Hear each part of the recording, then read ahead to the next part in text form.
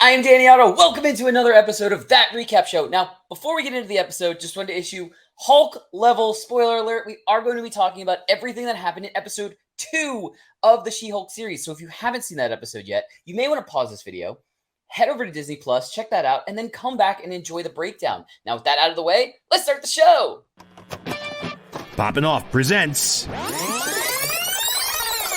That Recap Show.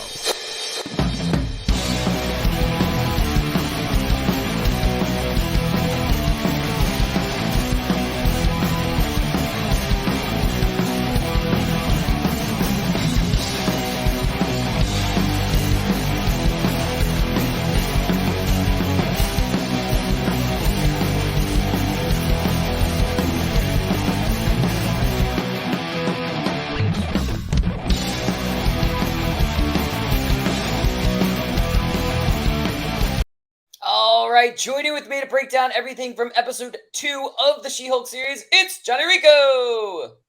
Hey! Hey! What's going on?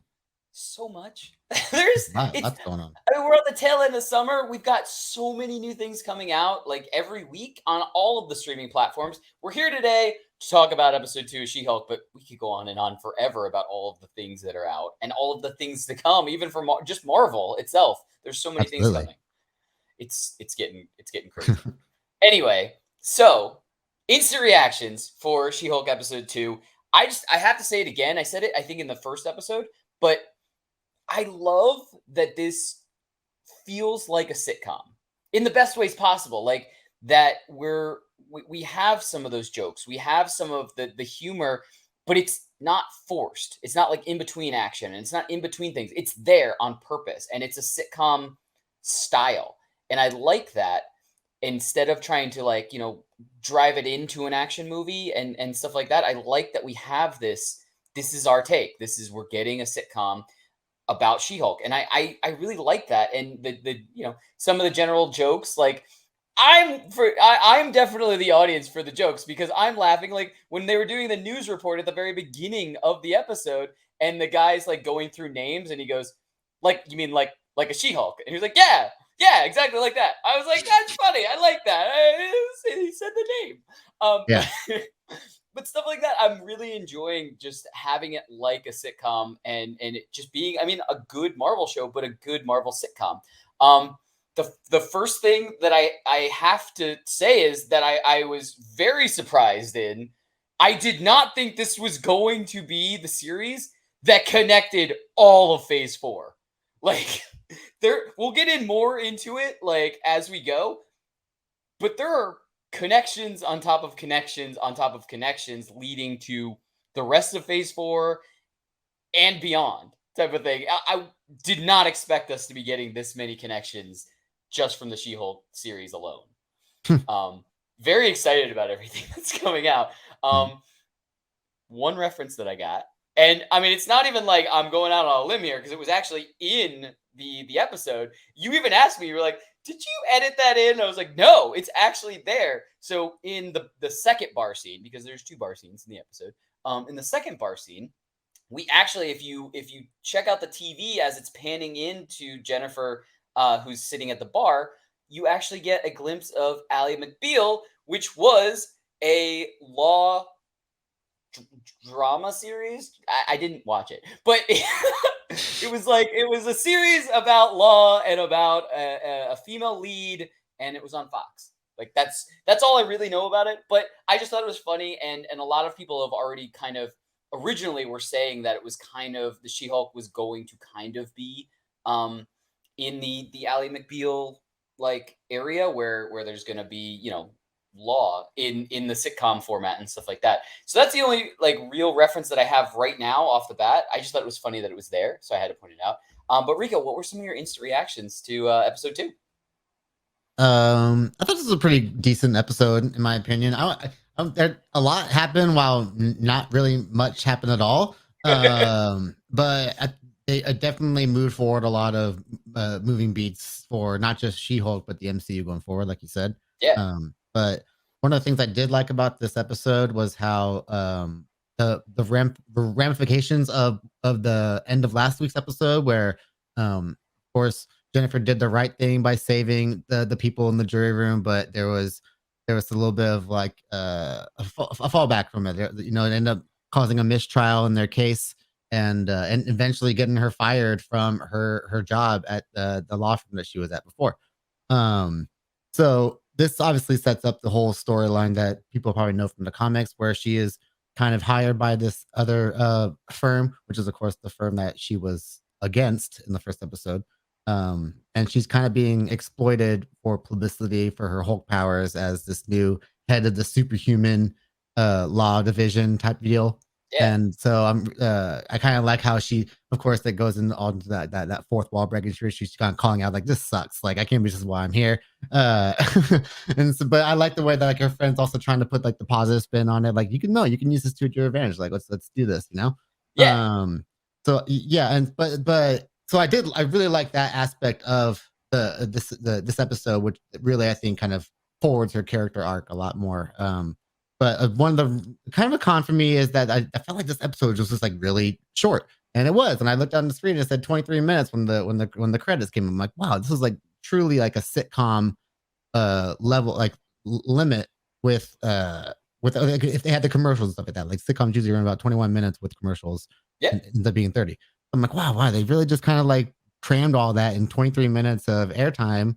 And then of course, then you get the funny little tag at the end. But that's really only like a minor complaint for me, because like I kind of expect this to be a short form series, not so much like these hour long, more drama focused series. And I think it's kind of the right move to take with this character.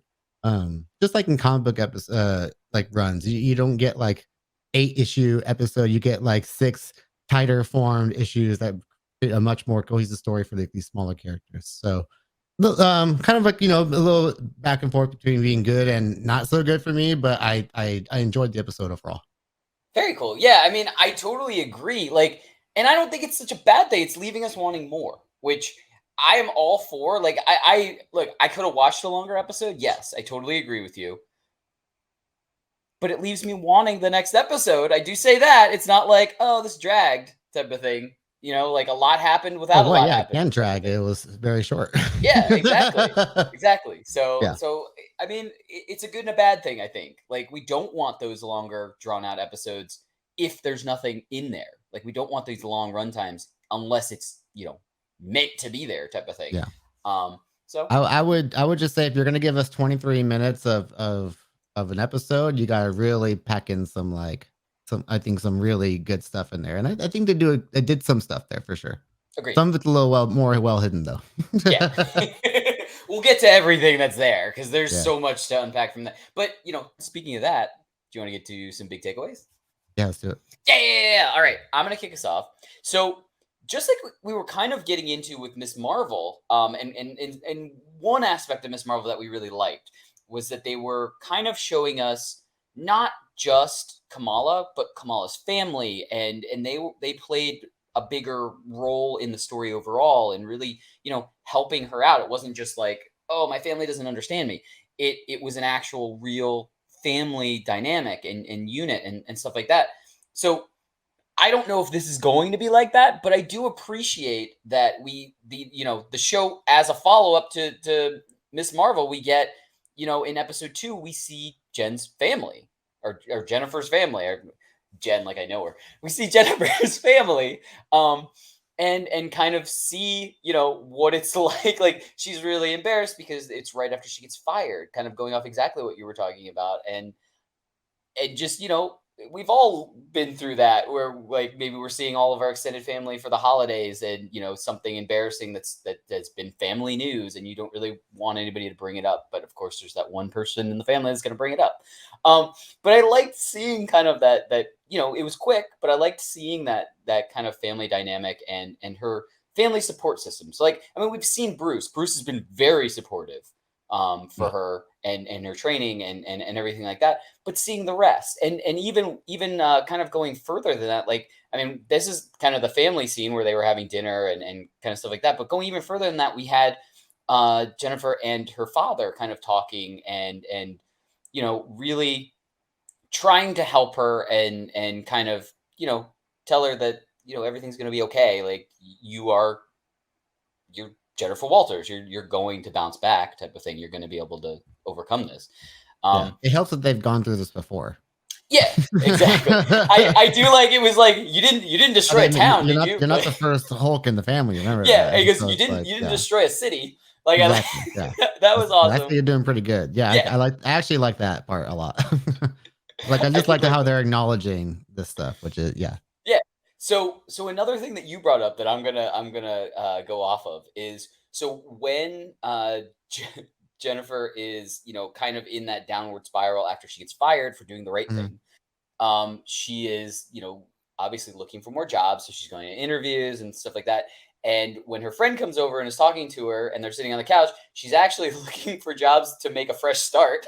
The Swedish village mascot or something like that. Yeah. That was really funny.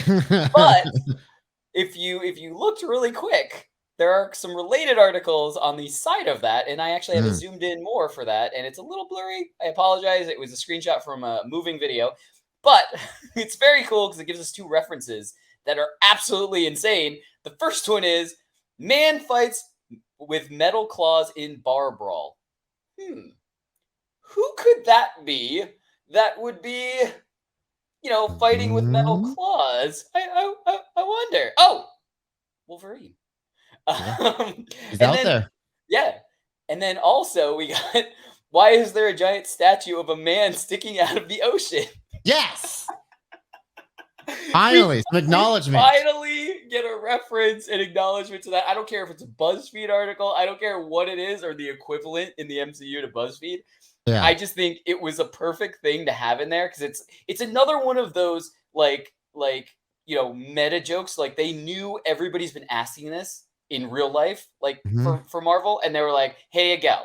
People are talking about it. There you go. Are you happy now?" Like, follow up on it, please. Like.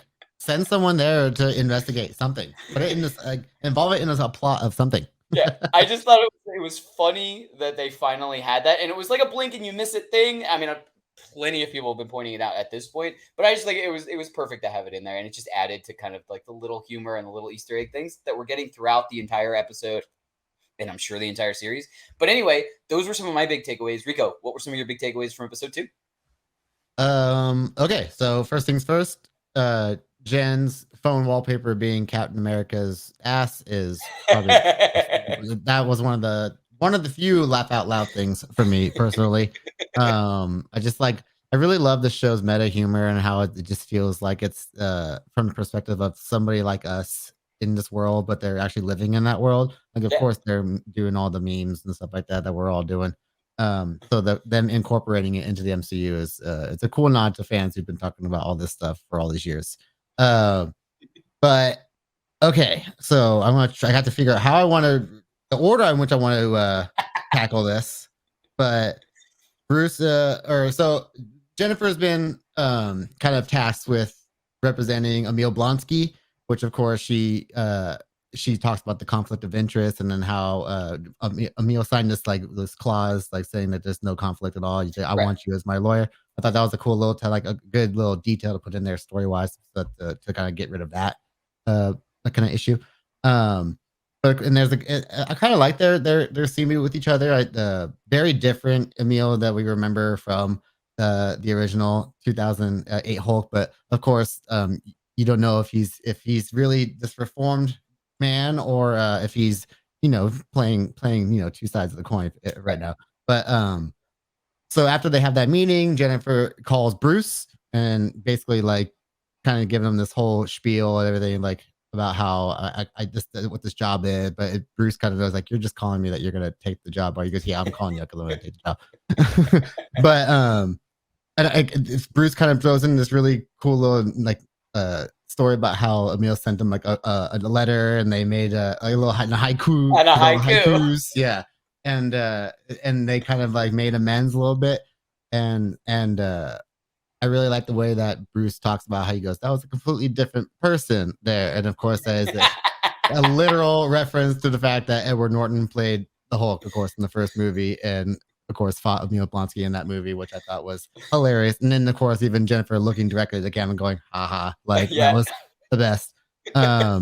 So that was probably that might have been the biggest laugh for me of the episode. But yeah, the meta humor in the show has just been fantastic.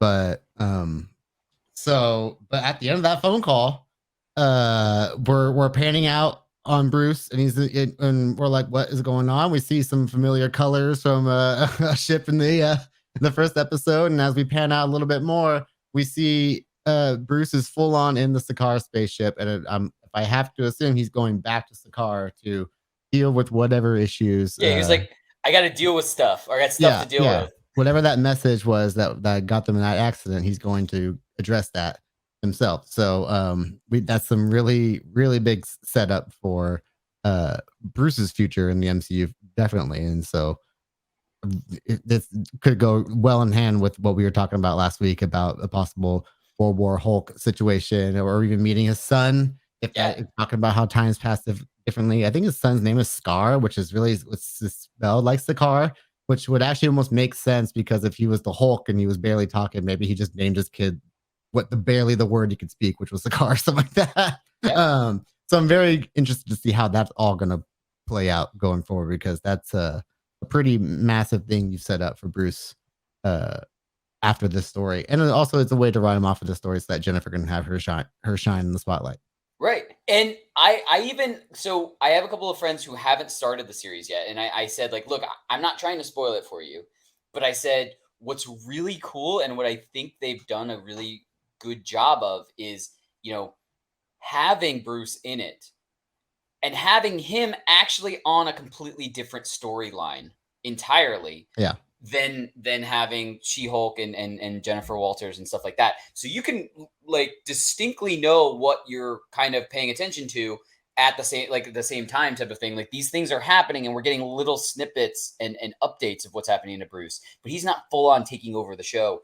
And I like that. Just like you said, it's giving She-Hulk time to shine and for us to really get introduced to Jennifer Walters as a character, which is what we need, because if she's going to be in the future of the MCU, that's what we want. We don't want it to just be, oh, that's Bruce's cousin. Like, we don't want that. We want to earn it.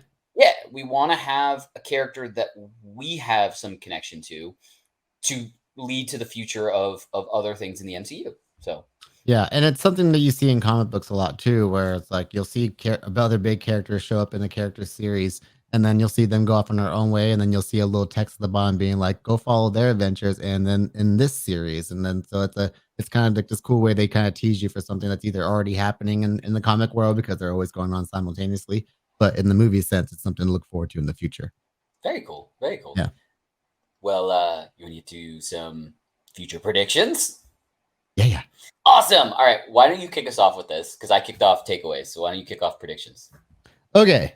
So the episode ends with this news report that basically they know that Jennifer is Emil Blonsky's lawyer, and then now there's this footage of Emil Blonsky fighting in the underground fight clothes from Shang-Chi, which of course Jennifer had no idea about this. Of course, she's not privy to this information before, and that obviously is like, she's like, oh crap, like of course now I got like this kind of hurdle to get through now. But that obviously sets up probably an appearance next episode for Wong, because he was the other person involved in those fights, and you clearly have a relationship there, because we saw him putting Blonsky back into a cell at the damage control prison. Yep. So whether they knew that Wong was doing that, I have to imagine they did. Or unless he was somehow able to do it without them knowing, maybe that's why Wong is going to need Jennifer as a lawyer in the future episode, which I think is going to be another cameo for the show. And again, like the way they're kind of setting this up to be kind of like a cameo fest in a good way is also like their way to kind of do like these little backdoor intros into other MCU stories, because every single thing has kind of teased something different so far. Yeah.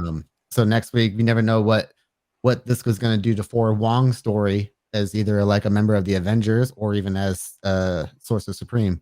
So that's like another thing to look forward to, what they can tease there. He might even give like some little details on what's up with Steven going like right now. Like you never know what he's going to say in these episodes. And then of course we got Daredevil coming up, of course, and that's something we got to look forward to see how that's going to be forwarded going in the future. So yeah, this is a really interesting show to watch for those reasons particularly. But if for some reason Jen isn't able to get Blonsky released from his parole, or if she is successful, I have to imagine that Blonsky's future is going to be somehow being recruited by Val for the Thunderbolts. And Oh, so because how do you not? He's a clear like villain you can use who has been on the shelf for a long time that you want to use him in like a really like a Hulk way, but in a like a bad guy sense. Um, Especially with the death of William Harold, we probably won't get Red Red Hulk. Hulk anytime soon. So bringing back Abomination is probably the best call. So I think that the Thunderbolts has to be in this future, and that would be a pretty devastating member of their team to have. Yeah, Yeah. absolutely. I totally agree. Like I think just like you said, I think either way, I think he whether he gets off, you know what I was just thinking of when you were describing that, because we know that Daredevil is going to be in She-Hulk at some point. Yeah. What if, Daredevil meets She-Hulk on the top of whatever, the parking structure or wherever he's actually jumping in type of thing? What if that is to kind of talk secret identity almost, and show that he is Matt Murdock and he's a really good lawyer? And what if they teamed up like on some cases and stuff? Like Yeah, what I if could see. Yeah, I could definitely see that. I just think that would be kind of a cool nod, because it wouldn't be like him taking over the series, because we wouldn't be getting Daredevil action type of No. thing. We would get an intro of Daredevil action, and then it would pull it back, and it would pull it back to Matt Murdock, attorney type of thing, and Yeah. maybe he agrees to kind of help with some superhero cases, like maybe he has to help out with the Wong case, or maybe he has to help out with the Abomination case. Like I Yeah. just think it would be an interesting twist on the cameo, giving us basically a quick snippet of what we want, and then giving us some Matt Murdock, which we also want. I'm just saying, but I just think it would be less of the spotlight on Daredevil, so Daredevil wouldn't feel like he took over the series type of thing. Right. Right. I think it's gonna be like, so again, kind of comment before we I think their paths are gonna cross on either a similar case or just she just stumbles into something that he's already working on, and then either like there's gonna be some kind of like special team up episode, and then they're gonna go on their separate paths at the end. So it's gonna be a pretty quick team up, but it's gonna be like they're gonna get a lot in there in that short amount of time. So it could just be like one night that they hang out, they see each other, hang out, Yeah, and then they're off and see each other, and then that's gonna be it. exactly. Either way, I really don't like. That's my only kind of throwing that prediction out there, and just seeing if maybe that, because like we said, we know Wong's coming up in the series. We know Daredevil's going to be in the series only from the teaser of him jumping. But I just think that would be a cool way to have him Mhm. without having him overshadow anything. Just having Daredevil, like that's how they meet, is Yeah. they meet as him being Daredevil and her being She-Hulk, but then they introduce each other and they know each other as regular, Yeah. not I, superhero people. I would like her or his intro to kind of almost be like or not his intro, but the end of the episode for him to almost be like a tease for when he's going to show up in Echo, because I think that might be the next thing we see him in too. So I'd like Yeah, to see if they do something to, or if he at least talks about how he's looking for this deaf Native Indian girl that like kind of is that shot Wilson Fisk. So that could be like the big thing where he's forwarding that story and giving us something to look forward to on both ends. yeah, yeah. That would be. I'm all for that. Like just a Hmm. little bit of forwarding of that is in the background, because that would be almost like a third layer, because we've got the forwarding of the Bruce story. We've Yeah. got we've got the main storyline of She-Hulk, and then if we had Street that, level stuff. yeah, and if we had that as kind of like an understory of just kind of going, okay, we got this to look forward to in Echo. This is the breadcrumbs Hmm. for that too. Yeah. The sky's the limit, like we were saying. Like I said in the very beginning, I did not expect there to be this many connections to Phase 4 in one two episodes. Two Yeah. episodes of She-Hulk already is kind of pulling everything closer in Phase 4. All of these, we've heard so many complaints about how Phase 4 kind of it was all over the place, and everybody was thinking like they're not connected like it's been in the past and stuff like that. But She-Hulk is starting to really start to bind everything, and Tie some threads. Yeah. yeah, and leave us breadcrumbs of why things make sense, and Mhm. it's an awesome way to see this, and this is kind of like you know going back before we had Disney Plus. This is kind of like what we wanted. Like this is great because we have like supplemental material in these Disney Plus series now to the bigger storylines and the bigger arcs and stuff like that. And it's awesome. The sky's the limit of what we can get, like as far as breadcrumbs and tying strings together and stuff. It's awesome. Really but anyway, that's what we think. Let us know in the comments below. What did you think of episode 2? And when do you think we're going to see Wong? Is it going to be next episode? And is he going to be coming in defense of Abomination to like be a character witness and say, no, I took him out? And how are we going to meet Matt Murdock, aka Daredevil? It's so awesome that we can say that in a single sentence of how many more characters we have already. And we're only on episode 2. Anyway, let us know what you think of the series so far. And as always, don't forget, like, subscribe, and turn on notifications to hear about all of our video releases. Bye, everybody! Poppin' Off presents That Recap Show.